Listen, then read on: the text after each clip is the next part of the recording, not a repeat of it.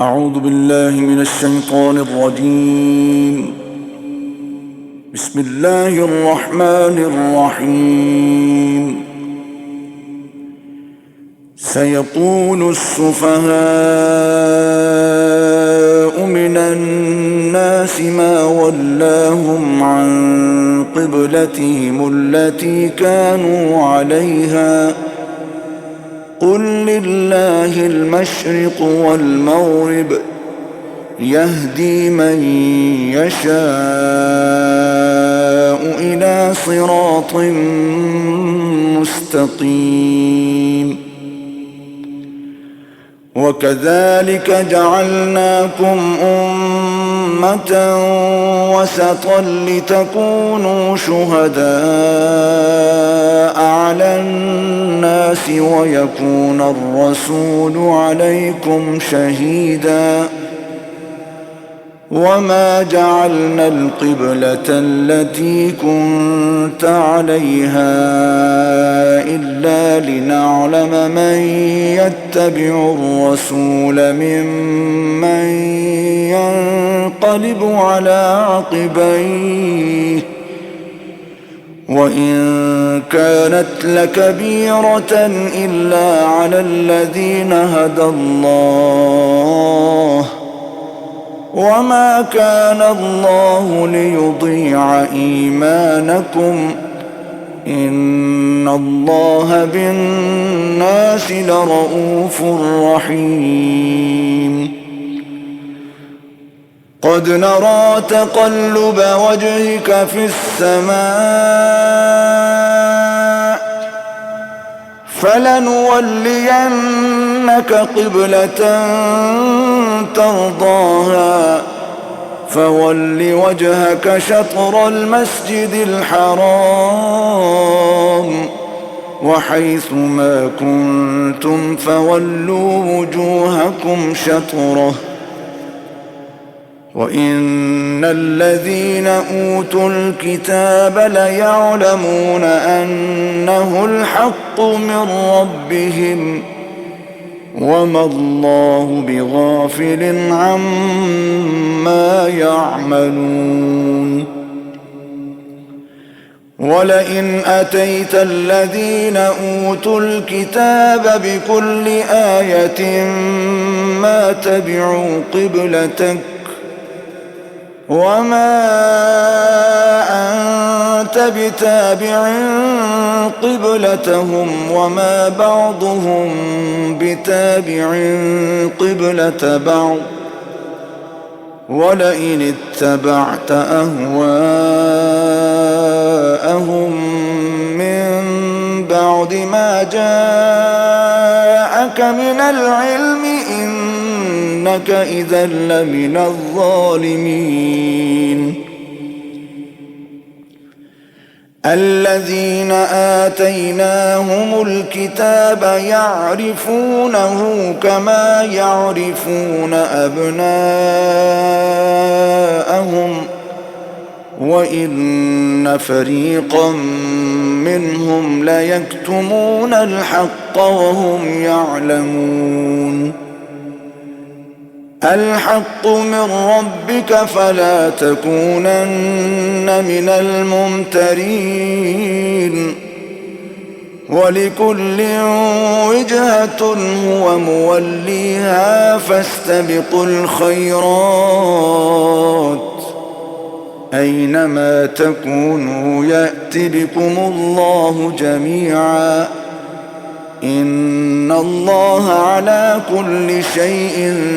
قدير. ومن حيث خرجت فول وجهك شطر المسجد الحرام وإنه للحق من ربك وما الله بغافل عما تعملون.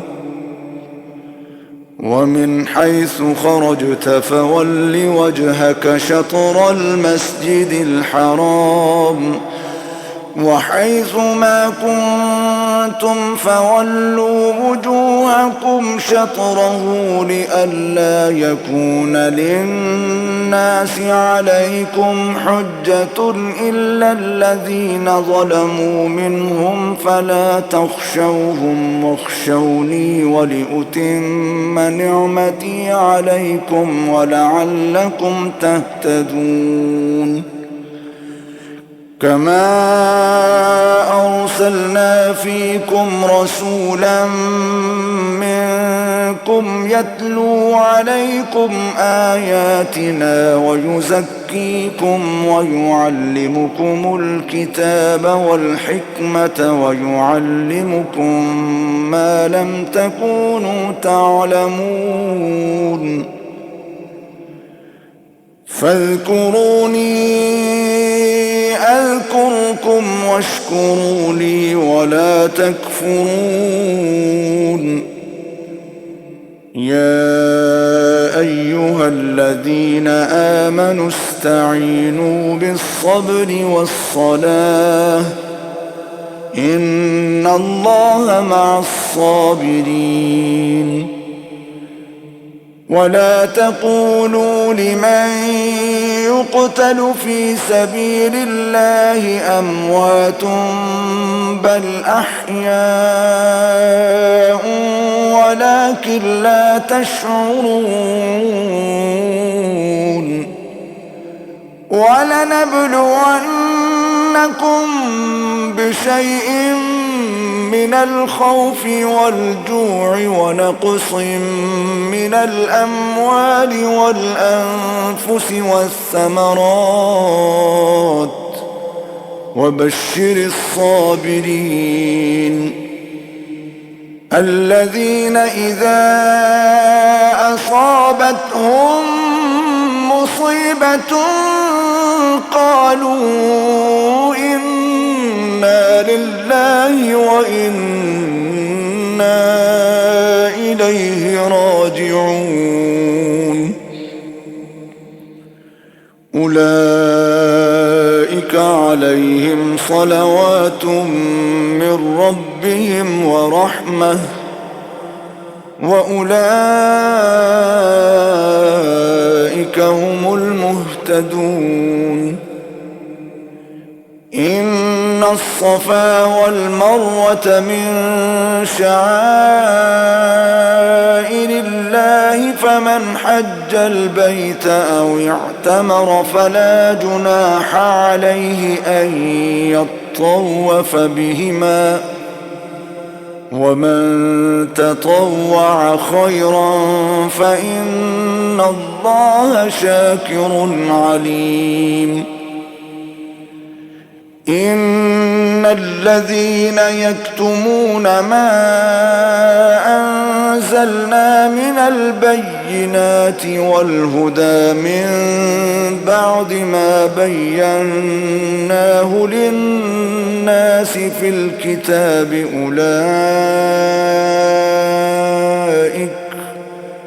أولئك يلعنهم الله ويلعنهم اللاعنون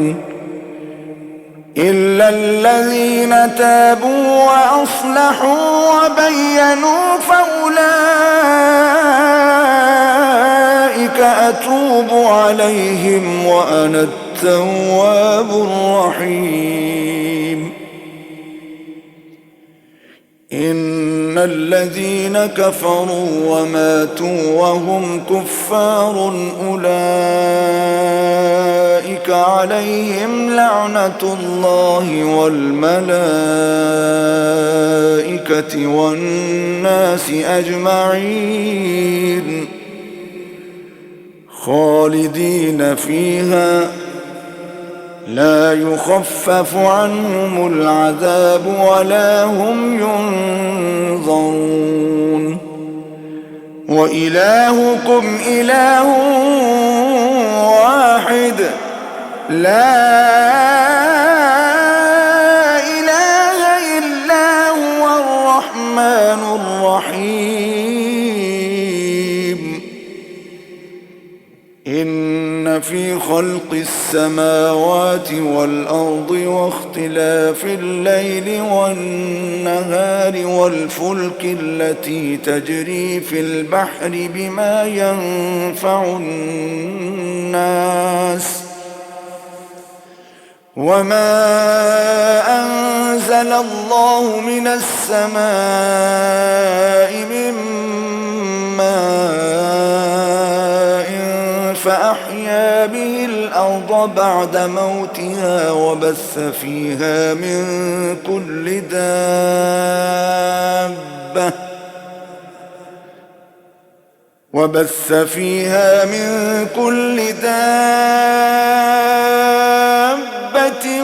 وتصريف الرياح والسحاب المسخر بين السماء والأرض لآيات لقوم يعقلون ومن الناس من يتخذ من دون الله أندادا يحبونهم كحب الله والذين آمنوا أشد حبا لله ولو يرى الذين ظلموا إذ يرون العذاب أن القوة لله جميعا وأن الله شديد العذاب إذ تبرأ الذين اتبعوا من الذين اتبعوا ورأوا العذاب وتقطعت بهم الأسباب وقال الذين اتبعوا لو أن لنا كرة فنتبرأ منهم كما تبرؤوا منا كذلك يريهم الله أعمالهم حسرات عليهم وما هم بخارجين من النار يا أيها الناس كلوا مما في الأرض حلالا طيبا ولا تتبعوا خطوات الشيطان إنه لكم عدو مبين إنما يأمركم بالسوء والفحشاء وأن تقولوا على الله ما لا تعلمون وإذا قيل لهم اتبعوا ما أنزل الله قالوا بل نتبع ما ألفينا عليه آباءنا أولو كان آباؤهم لا يعقلون شيئا ولا يهتدون ومثل الذين كفروا كمثل الذي ينعق بما لا يسمع إلا دعاء ونداء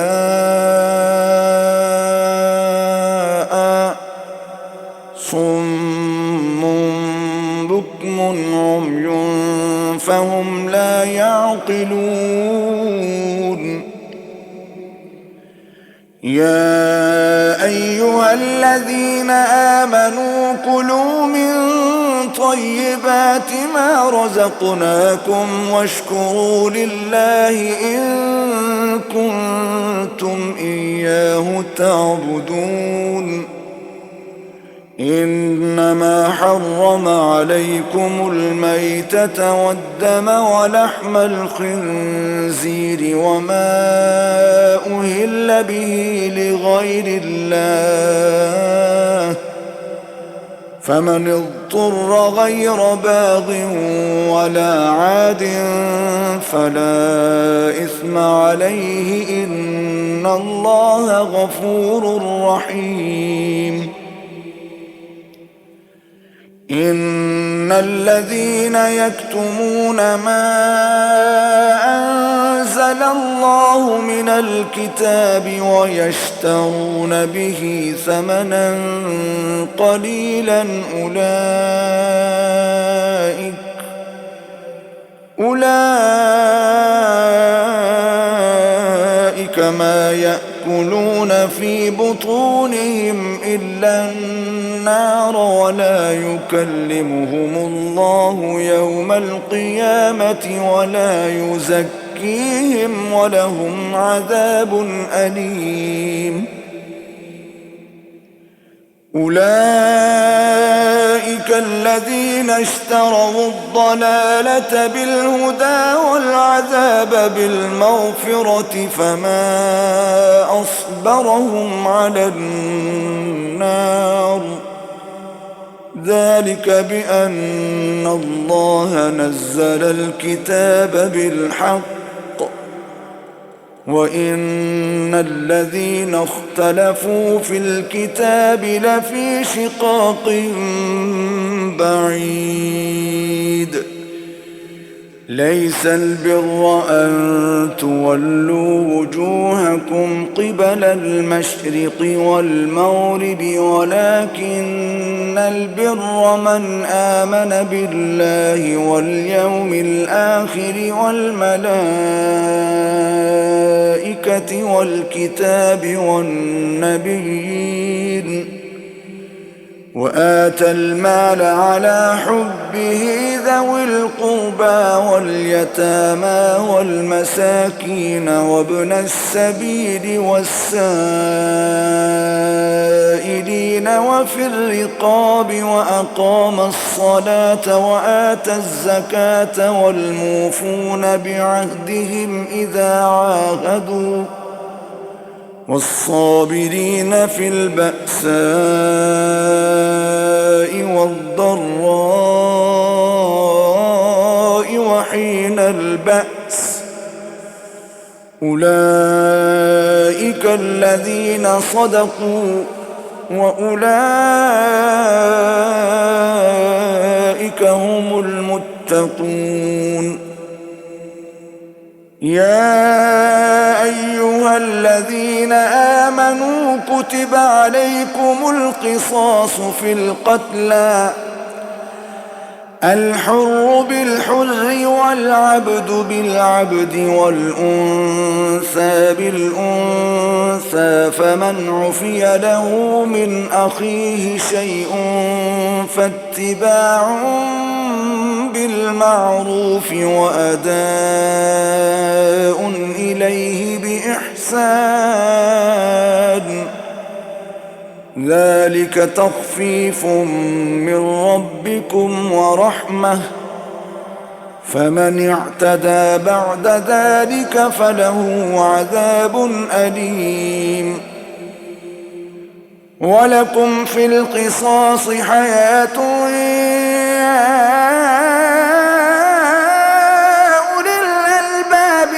لعلكم تتقون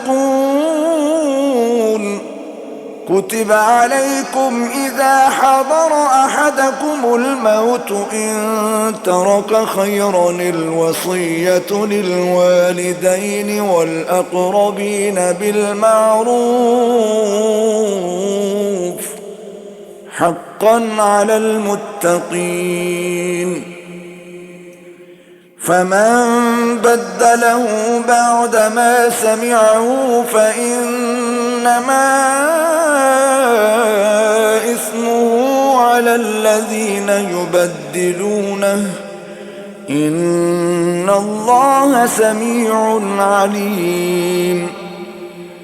فمن خاف من موص جنفا أو إثما فأصلح بينهم فلا إثم عليه إن الله غفور رحيم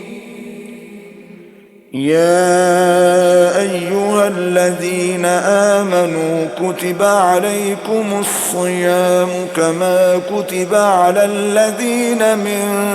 قبلكم لعلكم تتقون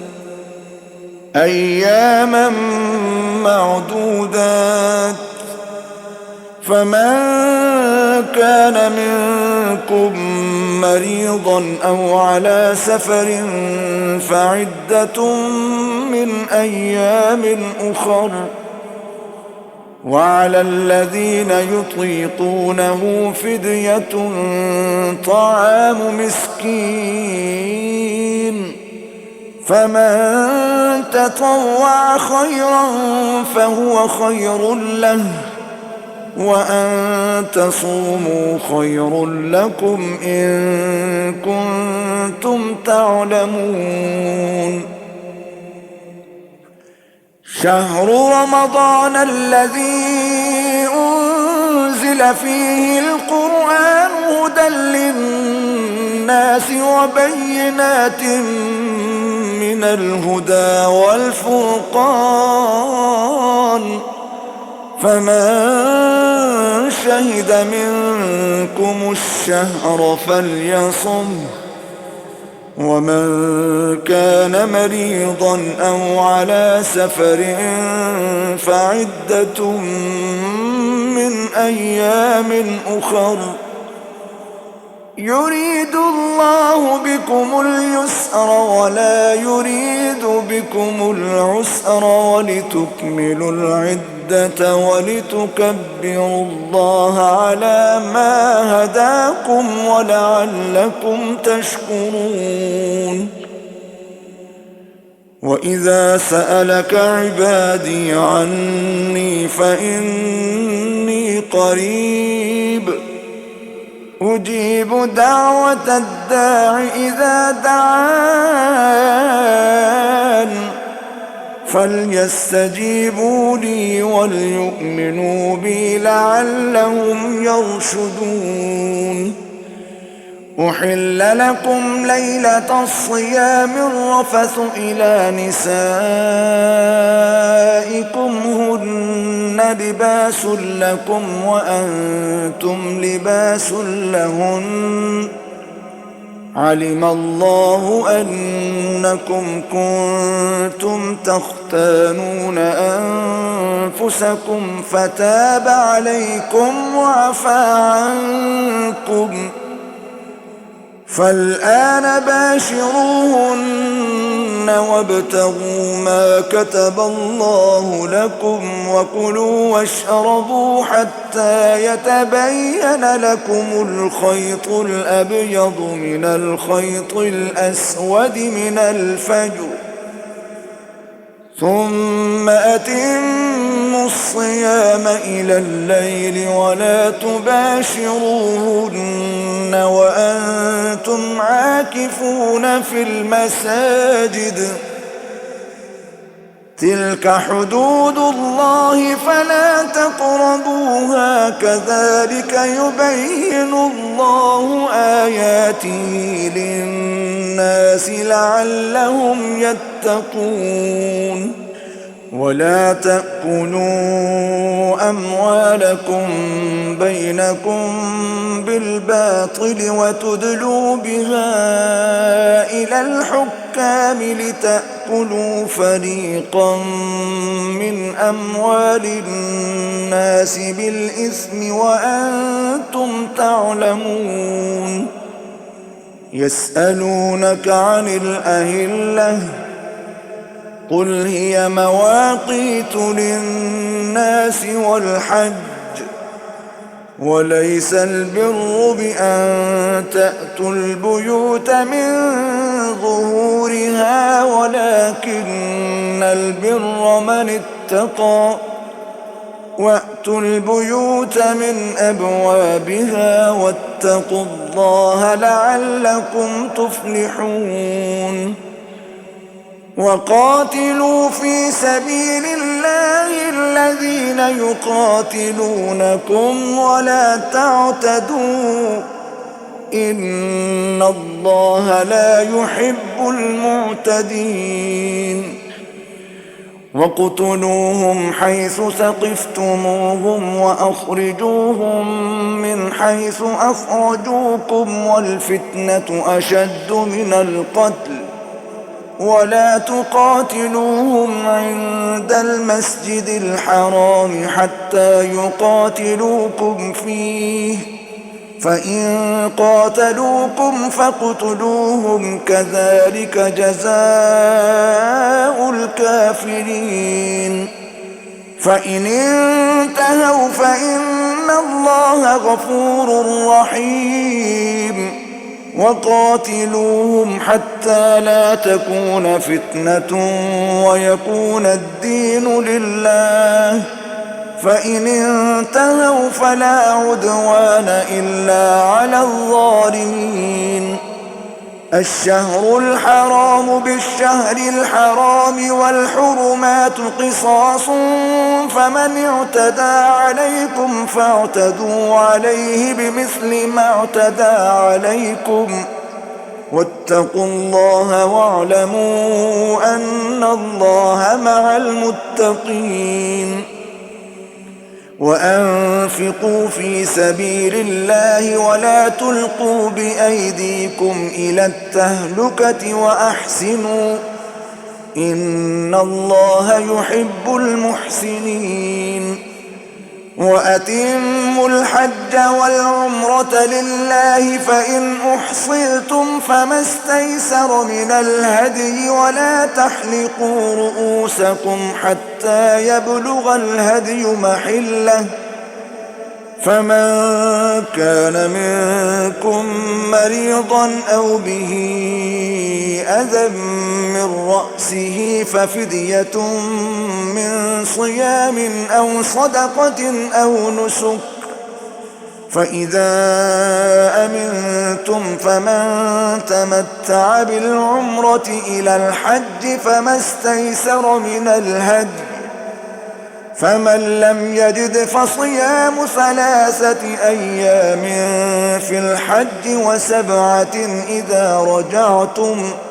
تلك 10 كاملة ذلك لمن لم يكن أهله حاضر المسجد الحرام واتقوا الله واعلموا أن الله شديد العقاب الحج أشهر معلومات فمن فرض فيهن الحج فلا رفث ولا فسوق ولا جدال في الحج وما تفعلوا من خير يعلمه الله وتزودوا فإن خير الزاد التقوى واتقون يا أولي الألباب ليس عليكم جناح أن تبتغوا فضلا من ربكم فإذا أفضتم من عرفات فاذكروا الله عند المشعر الحرام واذكروه كما هداكم وإن كنتم من قبله لمن الضالين ثم أفيضوا من حيث أفاض الناس واستغفروا الله إن الله غفور رحيم فإذا قضيتم مناسككم فاذكروا الله كذكركم آباءكم أو أشد ذكرا فمن الناس من يقول ربنا آتنا في الدنيا وما له في الآخرة من خلاق ومنهم من يقول ربنا آتنا في الدنيا حسنة وفي الآخرة حسنة وقنا عذاب النار أولئك لهم نصيب مما كسبوا والله سريع الحساب. واذكروا الله في أيام معدودات، فمن تعجل في يومين فلا إثم عليه، ومن تأخر فلا إثم عليه لمن اتقى. واتقوا الله واعلموا أنكم إليه تحشرون. ومن الناس من يعجبك قوله في الحياة الدنيا ويشهد الله على ما في قلبه وهو ألد الخصام. وإذا تولى سعى في الأرض ليفسد فيها ويهلك الحرث والنسل، والله لا يحب الفساد. وإذا قيل له اتق الله أخذته العزة بالإثم فحسبه جهنم ولبئس المهاد. ومن الناس من يشري نفسه ابتغاء مرضات الله، والله رؤوف بالعباد. يا أيها الذين آمنوا ادخلوا في السلم كافة ولا تتبعوا خطوات الشيطان، إنه لكم عدو مبين. فإن زللتم من بعد ما جاءتكم البينات فاعلموا أن الله عزيز حكيم. هل ينظرون إلا أن يأتيهم الله في ظلل من الغمام والملائكة وقضي الأمر وإلى الله ترجع الأمور. سل بني إسرائيل كم آتيناهم من آية بينة، ومن يبدل نعمة الله من بعد ما جاءته فإن الله شديد العقاب. زين للذين كفروا الحياة الدنيا ويسخرون من الذين آمنوا، والذين اتقوا فوقهم يوم القيامة، والله يرزق من يشاء بغير حساب. كان الناس أمة واحدة فبعث الله النبيين مبشرين ومنذرين وأنزل معهم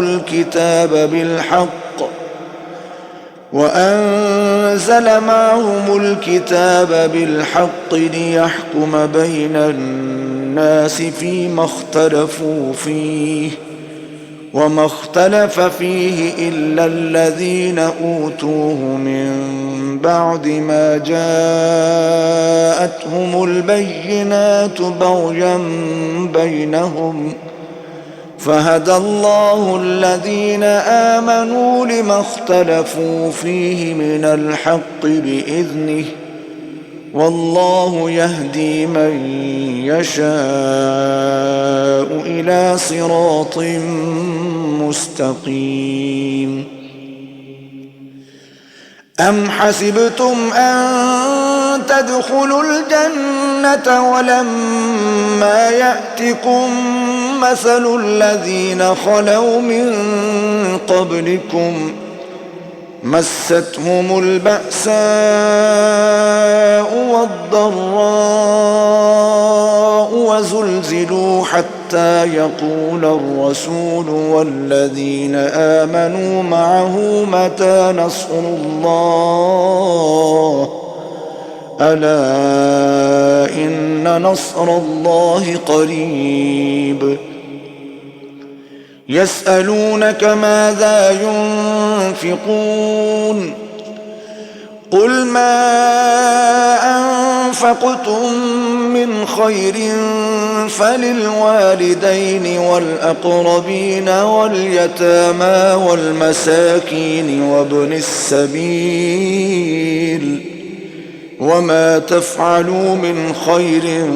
فإن الله به عليم كتب عليكم القتال وهو كره لكم وعسى أن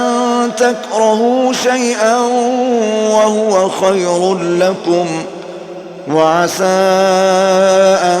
تحبوا شيئا وهو شر لكم والله يعلم وأنتم لا تعلمون يسألونك عن الشهر الحرام قتال فيه قل قتال فيه كبير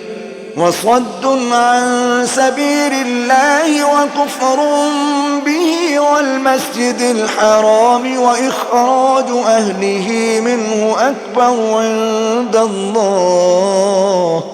والفتنة أكبر من القتل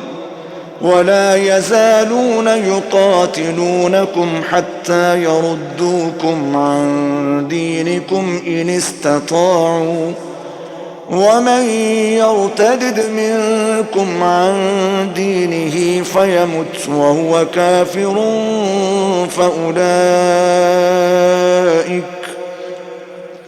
فأولئك حبطت أعمالهم في الدنيا والآخرة وأولئك أصحاب النار هم فيها خالدون إن الذين آمنوا والذين هاجروا وجاهدوا في سبيل الله أولئك يرجون رحمة الله والله غفور رحيم يسألونك عن الخمر والميسر قل فيهما إثم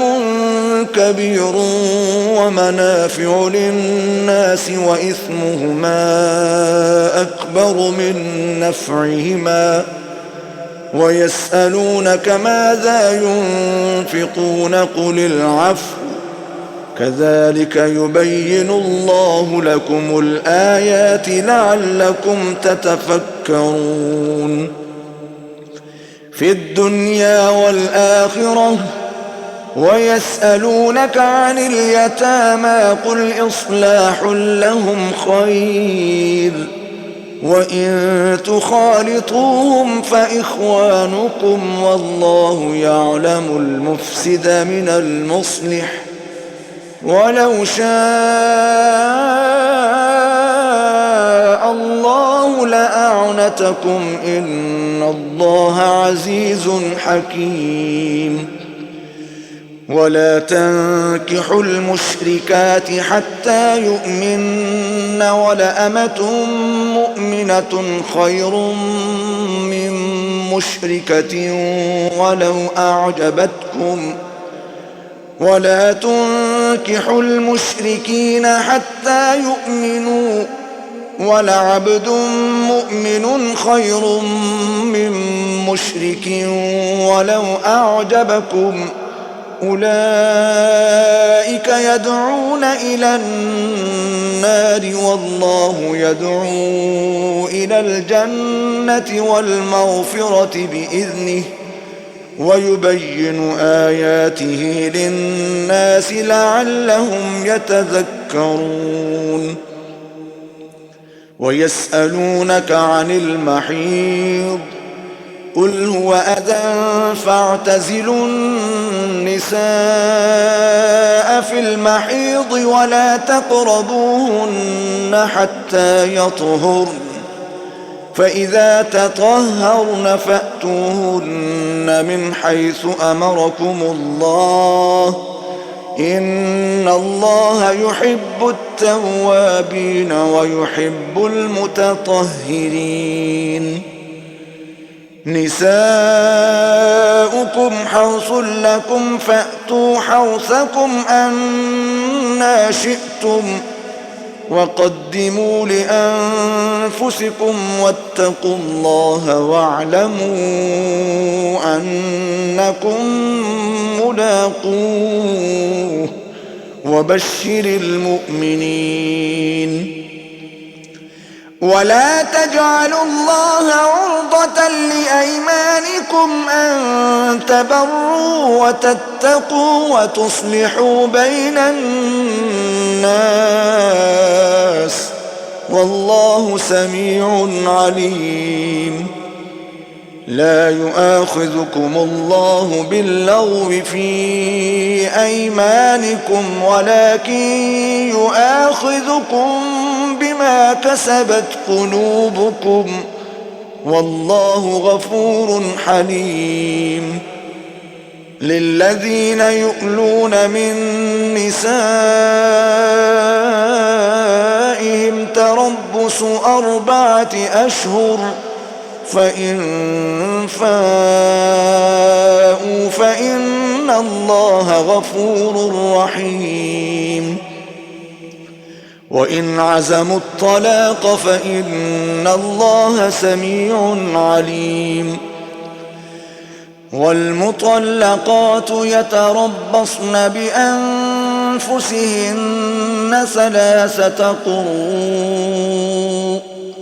ولا يحل لهن أن يكتمن ما خلق الله في أرحامهن إن كن يؤمن بالله واليوم الآخر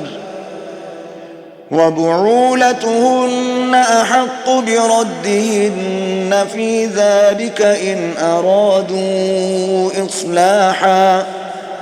ولهن مثل الذي عليهن بالمعروف وللرجال عليهن درجة والله عزيز حكيم. الطلاق 2 فإمساك بمعروف أو تسريح بإحسان ولا يحل لكم أن تأخذوا مما آتيتموهن شيئا إلا أن يخافا ألا يقيما حدود الله فإن خفتم ألا يقيما حدود الله فلا جناح عليهما فيما افتدت به تلك حدود الله فلا تعتدوها ومن يتعد حدود الله فأولئك هم الظالمون. فإن طلقها فلا تحل له من بعد حتى تنكح زوجا غيره فإن طلقها فلا جناح عليهما أن يتراجعا إن ظنا أن يقيما حدود الله وتلك حدود الله يبينها لقوم يعلمون. وإذا طلقتم النساء فبلغن أجلهن فأمسكوهن بمعروف أو سرحوهن بمعروف ولا تمسكوهن ضرارا لتعتدوا ومن يفعل ذلك فقد ظلم نفسه. ولا تتخذوا آيات الله هزوا واذكروا نعمة الله عليكم وما أنزل عليكم من الكتاب والحكمة يعظكم به واتقوا الله واعلموا أن الله بكل شيء عليم. وإذا طلقتم النساء فبلغن أجلهن فلا تعضلوهن أن ينكحن أزواجهن إذا تراضوا بينهم بالمعروف، ذلك يوعظ به من كان منكم يؤمن بالله واليوم الآخر، ذلكم أزكى لكم وأطهر، والله يعلم وأنتم لا تعلمون.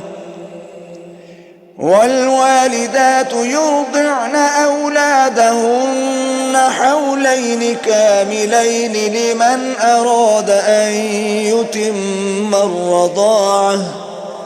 وعلى المولود له رزقهن وكسوتهن بالمعروف، لا تكلف نفس إلا وسعها، لا تضار والدة بولدها ولا مولود له بولده، وعلى الوارث مثل ذلك، فإن أرادا فصالا عن تراض منهما وتشاور فلا جناح عليهما. وإن أردتم أن تسترضعوا أولادكم فلا جناح عليكم إذا سلمتم ما آتيتم بالمعروف، واتقوا الله واعلموا أن الله بما تعملون بصير. والذين يتوفون منكم ويذرون أزواجا يتربصن بأنفسهن 4 أشهر وعشرا، فإذا بلغن أجلهن فلا جناح عليكم فيما فعلن في أنفسهن بالمعروف، والله بما تعملون خبير. ولا جناح عليكم فيما عرضتم به من خطبة النساء أو أكننتم في أنفسكم، علم الله أنكم ستذكرونهن ولكن لا تواعدوهن سرا إلا أن تقولوا قولا معروفا، ولا تعزموا عقدة النكاح حتى يبلغ الكتاب أجله، واعلموا أن الله يعلم ما في أنفسكم فاحذروه، واعلموا أن الله غفور حليم. لا جناح عليكم إن طلقتم النساء ما لم تمسوهن أو تفرضوا لهن فريضة، ومتعوهن على الموسع قدره وعلى المقتر قدره متاعا بالمعروف، حقا على المحسنين. وإن طلقتموهن من قبل أن تمسوهن وقد فرضتم لهن فريضة فنصف ما فرضتم إلا أن يعفون أو يعفو الذي بيده عقدة النكاح، وأن تعفوا أقرب للتقوى ولا تنسوا الفضل بينكم إن الله بما تعملون بصير حافظوا على الصلوات والصلاة الوسطى وقوموا لله قانتين فإن خفتم فرجالا أو ركبانا فإذا أمنتم فاذكروا الله كما علمكم ما لم تكونوا تعلمون والذين يتوفون منكم ويذرون أزواجا وصية لأزواجهم متاعا إلى الحول غير إخراج فإن خرجن فلا جناح عليكم فيما فعلن في أنفسهن من معروف والله عزيز حكيم وللمطلقات متاع بالمعروف حقا على المتقين كذلك يبين الله لكم آياته لعلكم تعقلون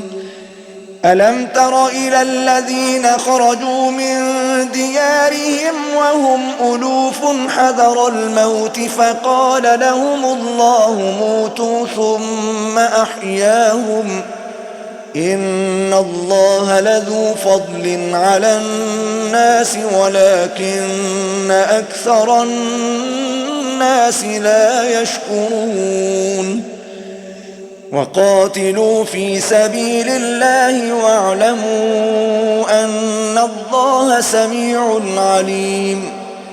من ذا الذي يقرض الله قرضا حسنا فيضاعفه له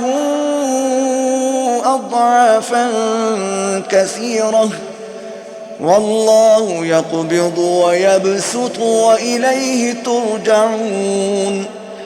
ألم تر إلى الملأ من بني إسرائيل من بعد موسى إذ قالوا لنبي له ابعث لنا ملكا نقاتل في سبيل الله قال هل عسيتم إن كتب عليكم القتال ألا تقاتلوا قالوا وما لنا ألا نقاتل في سبيل الله وقد أخرجنا من ديارنا وأبنائنا فلما كتب عليهم القتال تولوا إلا قليلا منهم والله عليم بالظالمين وقال لهم نبيهم إن الله قد بعث لكم طالوت ملكا قالوا أنى يكون له الملك علينا ونحن أحق بالملك منه ولم يؤت سعة من المال قال إن الله اصطفاه عليكم وزاده بسطة في العلم والجسم والله يؤتي ملكه من يشاء والله واسع عليم وقال لهم نبيهم إن آية ملكه أن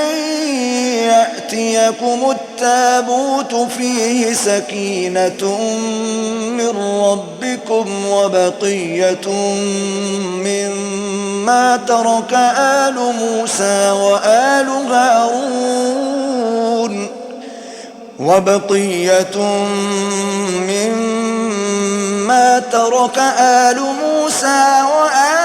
هارون تحمله الملائكة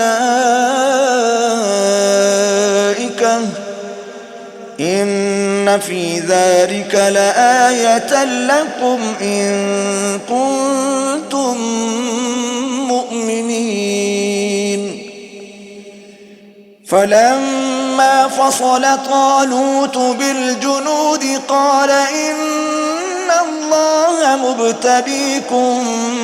بنهر فمن شرب منه فليس مني ومن لم يطعمه فإنه مني إلا من اغترف غرفة بيده فشربوا منه إلا قليلا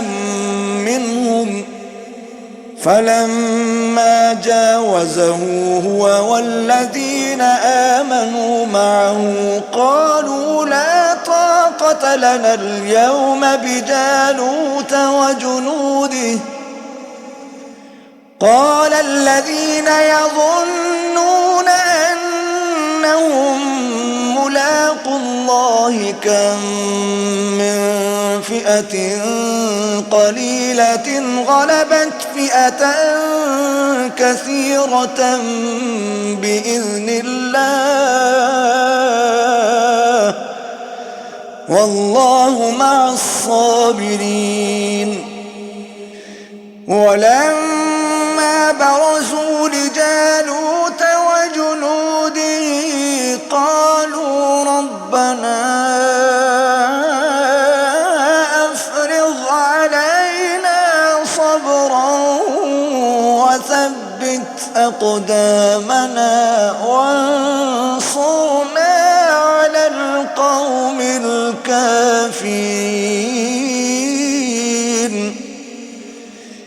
فهزموهم بإذن الله وقتل داود جالوت وآتاه الله الملك والحكمة وعلمه مما يشاء.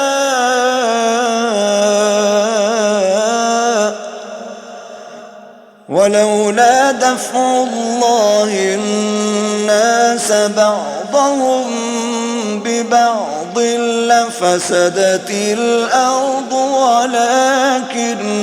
الله ذو فضل على العالمين.